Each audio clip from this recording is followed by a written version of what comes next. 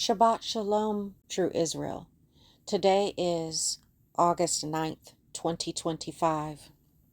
There are 144 days left in this year of 2025. And I don't know about you, but it feels like these 8 months have been like 8 years so far in this year. So much has gone on. Today I want to talk to you really briefly about the killing of Michael Brown and how you, as a chosen one of the Most High, should keep the faith and continue on the path that the Father has given you, even though there's going to be many, many distractions and people trying to force you off of your path.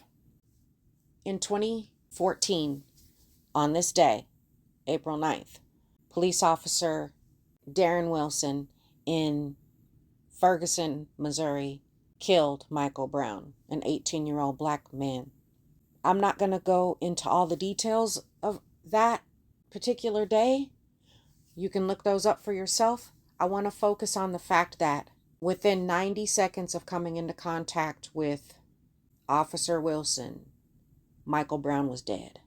Within 90 seconds. 12 shots had been fired. 6 landed in his body. And within 90 seconds, he was dead. That is what life looks like for many of the black people in this country. It's been that way for a very long time. I'm tired of it, and the Father is tired of it. And I'm here to remind you today that the Father has not forgotten. This is something the Father's been beating into my spirit here lately, that he hasn't forgotten. He hasn't forgotten all the blood that was shed of his servants, of his children in these American streets. This Egypt 2.0, this American Babylon. The Father hasn't forgotten. Darren came from a police force in Jennings, Missouri, a city that's 91% black and 5% white, where the police department was disbanded because of corruption. What does that have to do with this case? The point I'm making is that most of these police departments are engaged in corruption, whether they get disbanded or not. Most of these cops are out here corrupt. You know how they like to always say, there's a bad apple. Well, what do we know about actual fruit? When you have a sack of apples, and if there's one that goes bad, it causes the others to go bad as well. It doesn't just stay isolated with that one apple. Apples put off something called ethylene gas, and it causes all the rest of the fruits to go bad as well. So one bad apple spoils the bunch. That's what should be said about cops, because they don't ever stand up to each other.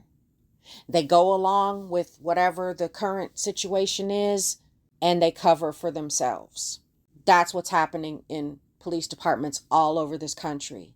And lest we not forget that the modern day police forces began as slave catchers, catching black people to return them to their masters, and also protecting white people's property. And that's what they still do today. They're out here to protect white people's property and to catch black people and throw them into the prison industrial complex or kill them, as in the case with Michael Brown. A 90-second encounter with this cop resulted in Michael Brown being shot at 12 times, 6 of those shots landing, and him being dead at 18 years old. So I want to talk to you about something that happened in my own life shortly after this happened. I was at a yoga retreat in Florida, and there were about 15 or 20 of us there for this retreat, but the retreat was at a nature, kind of a commune, place where a bunch of basically white folks lived, a few Hispanics. They kind of lived on this nature preserve kind of a deal. And I'll give you more of that in a few minutes. The yoga retreat was held at a resort facility that they had there. And the population of people in the yoga retreat were mostly white women. I was the only black woman there. The instructor is Afro Hispanic, something like that. So basically, I'm the only black woman there. And the conversation came up about the Michael Brown shooting. And you know how white people do. The conversation was basically these white chicks talking about the police having to do what they have to do, and their jobs are so hard and all of this kind of stuff. And so I chimed in. I'm generally someone who doesn't hold their tongue, especially when white folks are spouting off nonsense. So I said some things that I had to say, and I also asked them what exactly would be a reason why the police would leave his body out on the ground in the dead of summer for 4 hours. And they didn't really have any answers. And I asked them, have they ever been handcuffed and thrown onto the hot pavement? Because I have, and I've seen it done. There's one time I was driving in a car, and there were 4 black males in the car with me, and we got pulled over with guns blazing. We were all told to get out of the car, and they had all of the men take their shirts off. They handcuffed them, and they laid them stomach down on the hot pavement in the middle of the summer. So I've been seeing this type of activity my whole life from the police. I've been seeing it. I grew up in the hood. So I've been watching police with these tactics my whole life. So I asked these white women when was the last time they were handcuffed and laid down on a blazing hot asphalt road. And they got very angry. And I also have a tendency to overtalk white people too. So no, you're not going to sit here and try to gaslight me and overtalk me. No, I'm going to say what I have to say, and I'm going to raise my voice as needed. I have a track record for that type of activity. So I went in on them, and they sat there astonished, and they're looking at each other astonished that I would speak to them in this manner. So understandably, from that point on, none of the women there really wanted much to do with me after that. And that's fine. I'm a loner anyway. I'm good with that. I just wanted to go to the yoga retreat just as a getaway. But I also wanted to be in this nature preserve. So it was great that they decided to leave me alone after that. Fast forward 6 months. I went back to the same yoga retreat held at the same location. And this time, the population of yoga participants was mostly Hispanic women. I don't remember any white women there this time because word had gotten back to the whites. You don't want to go. If she's going, you don't want to go because you're going to have difficult conversations with me if you come. So let me also say this about this commune facility. We would go and have our meals in a dining hall. And there might be 3 or 4 people that actually live on the commune that might be mingling in there while we were there having our buffet meals. When I came back 6 months later, there were hundreds of people in the dining hall milling around. Most of them were not eating, and they were all searching for me. And these are mostly white folks. I don't remember seeing any black people there at all other than me. These were Hispanic folk. These were white folk. They were looking for me. People are coming up and talking to me, and they're wanting me to come to their towns. They're come to their countries. Oh, you should come here. You should come there. You should go here. You should go there. And I'm just being polite. I'm like, okay, that sounds great. Shoot me some information or whatever, this and that. And so I thought this was really weird. Like I said, I'm a loner. I like to be alone, and I like to be in nature alone. So this was very weird to me that the first time I went, there were very few people at the commune. The next time I went, there were hundreds of people there.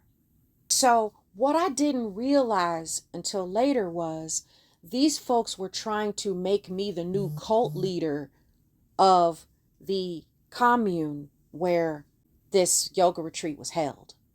These were past members. These were current members. And they came back from wherever they currently live. And they were basically trying to make me into the new cult leader. Their cult leader had died a couple years ago. I didn't even know, at the time that I went, I didn't even know that this place had housed a cult before. It was a white Jewish woman who made herself look like she was some sort of an Indian yoga devotee. She was from Brooklyn, New York. And she was basically running a cult with these people living in a commune, and they were serving her. So all these people at this commune were asking me to come and move there and take up residency there as a resident artist, an artist in residency, and to live in the woman's house and to work in the same workshop studio that she did her art in. And they were basically trying to recruit me. This was crazy. I had no intention of leaving my home to come and do something like this. I was basically going on a couple of yoga retreat vacations. After this second trip, I drove home. I drove back to Kansas from Florida. And I stopped to rest for a little while. And I then went to the gas station. And I was at the gas station, and a group of blacked out Suburbans pulled up into the gas station to get gas as well. And I'm looking, I'm a little nervous, but I'm like, no big deal. Now, mind you, it's in the middle of the night. And I pumped my gas, and a man came over to me. Black man came over to me, and he started talking to me. And I thought he looked familiar for some reason, but I couldn't quite pinpoint where I knew him from. And he noticed my tag, and he's like, "Oh, you're far away from home." I had a Florida tag at the time because I had previously lived in Florida. And he's like, "You're far from home." I said, "Yeah, I'm going to a certain state to go to a funeral." I did not mention that I was going back to Kansas. I don't know. Father must have told me to say something else to get this person off of my trail. And I said, "Yeah, I'm going to a funeral." And he's like, "Oh, sorry about that. Sorry to hear that." It had the feeling that he was trying to holler at me, but had I not mentioned that I was going to a funeral, it would have escalated. So I went inside to go use the restroom, came out of the restroom, and I was looking at the Christian jewelry, as I always do whenever I go to gas stations. I'm looking at this stuff, and I had a couple items that I wanted to get, and he came over and he offered to buy them for me. And I said, "No, thank you. I have my own money." And he looked offended. And it's then that I recognized that he was a certain rapper that came from around the same area where Michael Brown was killed. I'm going to leave it there. You can figure it out or not, whatever. But famous rapper. I said, "Yeah, I got this. I can take care of my own purchase. Thank you." And I went and purchased my stuff, and I went back to my vehicle, and I got back on the road. I was driving on the highway, and this convoy of Suburbans passed me, and then they got in front of me and slowed down below the speed limit. So then I passed them and got in front of them, and then they sped up, and we did this for a couple 100 miles. I don't know if they were trying to run me off the road. I don't know I don't know exactly what they were doing. I don't know if they were trying to get me into an accident where then I would be out in the middle of nowhere and then they could do whatever they wanted to do with me. I don't know, but the Father kept me safe. The Father kept me safe. But this was also the same trip where I had pulled into Alabama. I had just crossed the Florida line into Alabama, and a police officer pulled me over, and he pulled his car up next to mine, and he told me that one of my tail lights was out and to go and get it fixed at like AutoZone, go buy a bulb at AutoZone or whatever the next morning and fix it. And he left. So I was thanking the Father that there was no confrontation, there was no situation there. However, when he pulled off from me, there was a black woman walking across the parking lot at a Dollar General by herself. Mind you, again, middle of the night. Now, also, this was after the encounter with this rapper. So I'm on red alert, like I'm watching for everything now. So I watched this police officer pull into the parking lot, and he's creeping behind this black woman as she's walking across the parking lot. I quickly prayed and asked the Father to please protect this woman's life. And do you know what happened after that? He pulled off and left. The Father saved that woman's life that night, just like the Father had saved my life earlier that night. I'm telling you all of these things to tell you this. Within a matter of 2 days, Satan tried so many different tactics to try to get me off of the planet and out of what the Father would have for me in the future to do. I am here as a mouthpiece for the Most High. I say what He tells me to say. I call attention to things He tells me to call attention to. And I speak His word to whiteness. I used to give warnings. I don't give warnings anymore. The time for warnings is over. We are deep in the midst and throes of the judgment right now. I continued driving. I got back to Kansas and I went straight to AutoZone to go and buy this bulb. I went into AutoZone to buy the bulb. I told the man that I needed this bulb. I had gotten pulled over on my way back from Florida. And do you know what this man said to me? Oh, my sister just got back from Florida too.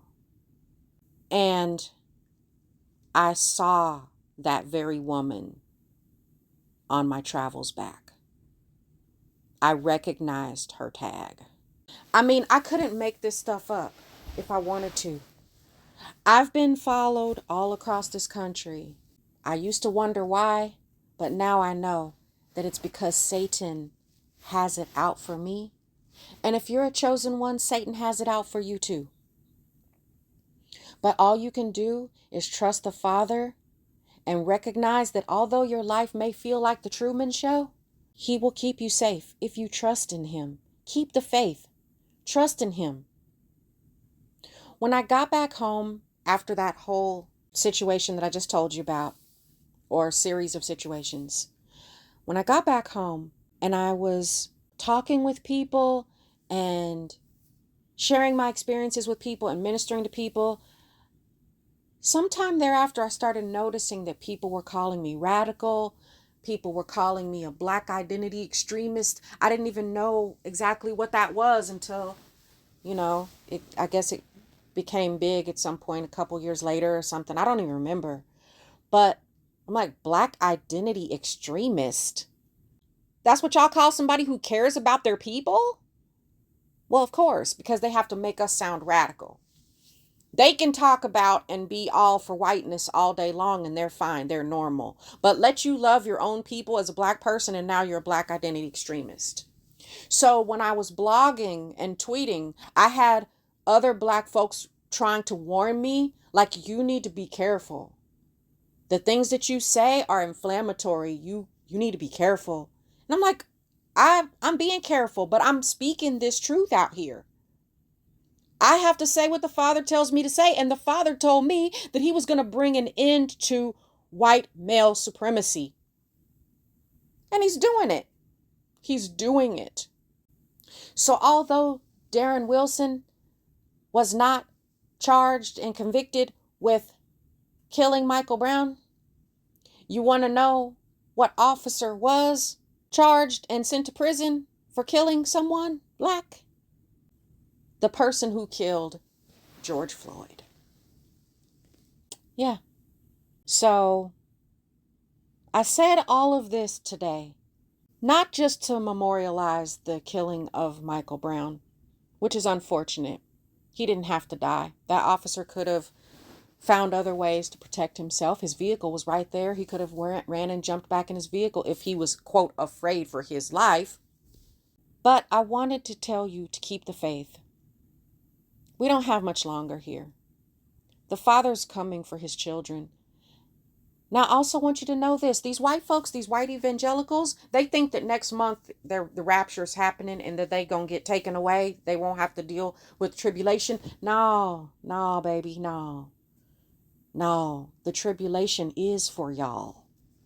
The tribulation is for whiteness. We've been living in tribulation our whole lives as Black Americans. We've been living in tribulation. Our whole lives have been tribulation. Those little stories I just told y'all a little while ago, that's nothing and a drop in the bucket compared to most of the stuff I've been through in my life. And that's the case with most of our people.